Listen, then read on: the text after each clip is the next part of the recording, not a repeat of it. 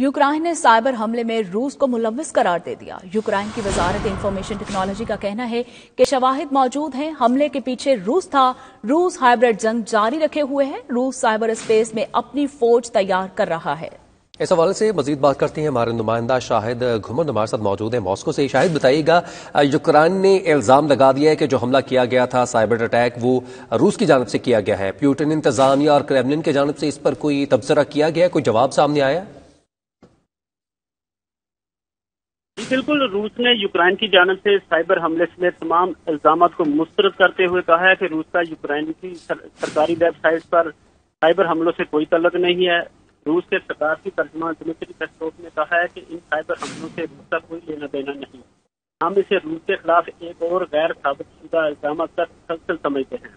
उनका कहना था कि हम इस हकीकत के तकरीबन आदी हो चुके हैं कि यूक्रेनी हर चीज का इल्जाम रूस पर डाल रहे हैं, यहाँ तक कि उनके खराब मौसम का भी जिम्मेदार रूस को ठहराया जाता है।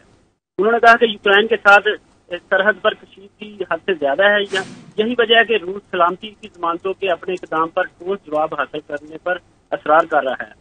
दिमित्री पेस्कोव ने यूक्रेन के खिलाफ रूसी फौजी कार्रवाई में इजाफे के दावों को मुस्तरद करते हुए कहा कि अमेरिका अब तक इसका कोई भी सबूत पेश करने में नाकाम रहा है।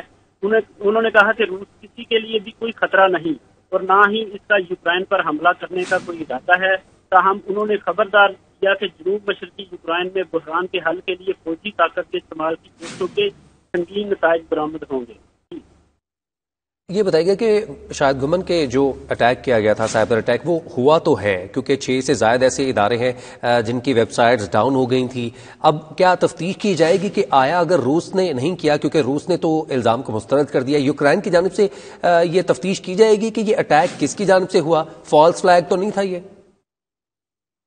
यूक्रेन के इदारे तो इसमें तफ्तीश उन्होंने तहकीकात शुरू कर दी हैं, लेकिन रूस ने बिल्कुल इसको मुस्तरद कर दिया, इन इल्जाम की तरजीह कर दिया। अब देखना है कि यूक्रेन में हकीकत क्या सामने आती है कि इसके पीछे कौन है, लेकिन रूस ने इसको बिल्कुल डिनाई कर दिया।